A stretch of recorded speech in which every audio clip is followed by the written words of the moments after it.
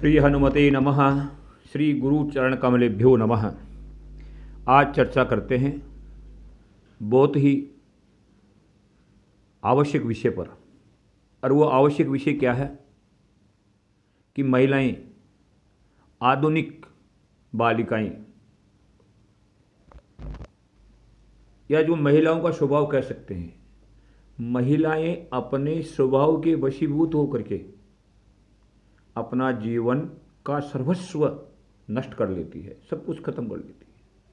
अच्छा, इनको पता होता है कि मैं जो कर रही हूं वो गलत है, ऐसा नहीं करना चाहिए मेरे को, लेकिन फिर भी उस असत्य का, उस अंधविश्वास का, उस अविश्वास का पूंछ पकड़ करके उसके पीछे पीछे चलती रहती है और अपनी बात को, झूठी को भी सत्य साबित करती हुई अपने आप का जीवन तो नष्ट कर ही लेती है, अपने परिवार वालों को भी दुख में डाल देती है। और इसका एक बहुत बड़ा उदाहरण रामायण में देखने को मिलता है।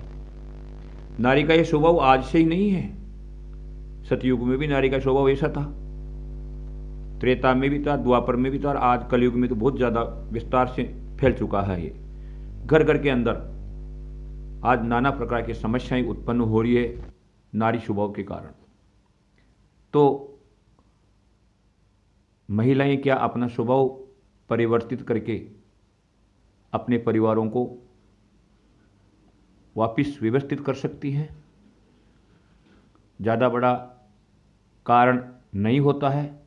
छोटी छोटी बातों को लेकर के अपने पति के प्रति अविश्वास प्रकट करके या किसी दूसरी महिला का कहने में आकर के अपना जीवन बर्बाद करती है। रामायण में क्या देखने को मिला है? बहुत गूढ़ रहस्य वाली बात है। सती हृदय अनुमान किए, सब जानव सर्वज्ञ, कीन कपटु में संभूषण, नारी सहज जड़ अज्ञ। खुद कह रही है अपने आप के लिए सती, क्या कह रही है? सती हृदय अनुमान किए, सती ने हृदय में अनुमान कर लिया, विचार कर लिया। क्या विचार कर लिया? कि भगवान जो जगदीश्वर है, शंभु है, भगवान जो शिव है, वह सब कुछ जानते हैं। अब देखो, जिनको भगवान भी मान रही है, उनको सब कुछ जानने वाले भी मान रही है, लेकिन उनके साथ भी सती ने छल किया, कब संदेह किया, अविश्वास किया। क्या अविश्वास किया? कि भगवान राम को वन में घूमते हुए देख करके जब भगवान शंकर ने प्रणाम किया तो उस विषय पर, उस बात पर विश्वास नहीं किया। भगवान शंकर ने सती को कहा कि मेरे साक्षात जगदीश्वर, मेरे आराध्य जो हैं, वो नर नीला करने के लिए नरवेश में यहाँ घूम रहे हैं, लेकिन विश्वास नहीं किया। और जाकर के भगवान राम जी की परीक्षा लेने लगी। परीक्षा लेकर के आ गई। फिर भगवान शंकर ने पूछा कि आपने किस प्रकार से परीक्षा ली? तो फिर झूठ बोल दिया कि नहीं, मैंने कोई परीक्षा नहीं ली, मैंने तो आपकी बात ही कहा, मान लिया, आप थोड़ी ना झूठ बोलोगे। ये चीज़ें महिलाओं में आज भी देखने को मिलती है। अपने पति के प्रति झूठ बोलना, अपने ससुराल वाले लोगों के प्रति झूठ बोलना, अपने ससुराल वालों के लोगों से एवं अपने पति से छुप करके कुछ अलग करना, ये अपने आप को बर्बाद करने का कारण बनता है। सती यहाँ पे खुद कह रही है अपने आप को कि भगवान शंभु सब कुछ जानते हैं और जो मैंने किया है वो जान चुके हैं। कीन कपटु में संभूषण, मैंने भगवान शंभु के साथ, शिव जी के साथ कपट किया है। खुद अपने मन में विचार कर रही है, लेकिन प्रकट नहीं कर रही है। प्रकट तो नहीं कर सकती क्योंकि पूंछ पकड़ के रहना है। यही आज की नारी का स्वभाव है। आज जो परिवारों में संबंध विच्छेद देखने को मिल रहा है, यही नारी का स्वभाव के कारण ही देखने को मिलता है। मैं नारियों का द्रोही नहीं हूँ, नारियों का आलोचना करने वाला भी नहीं हूँ, लेकिन समाज में कुछ महिलाएं ऐसी होती है जो खुद का जीवन तो वो करती है खराब, साथ में अपने आजू बाजू वालों के परिवारों के अंदर भी छेद लगा देती है और उनका जीवन भी खराब कर देती है। तो ऐसे लोगों से आपको सावधान रहना है और अपने आप को भी अपने पति के प्रति, अपने ससुराल वालों के प्रति हमेशा ईमानदार बनाए रखना है। अगर आप ईमानदार रहती हैं तो आपके जीवन में कभी कोई समस्या आने वाली नहीं है, कभी कोई संकट नहीं आने वाला है।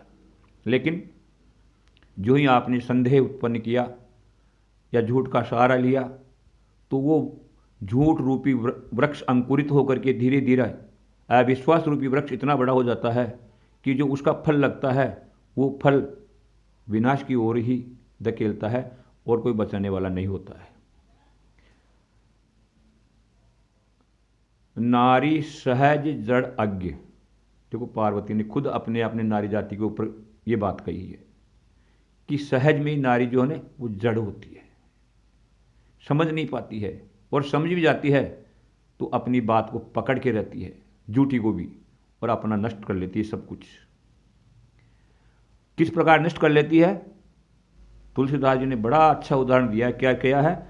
जलु पय सरिस विकाय, देखूं प्रीति की रीति भली, विलग होई रसु जाय, कपट खटाई परत पुनि।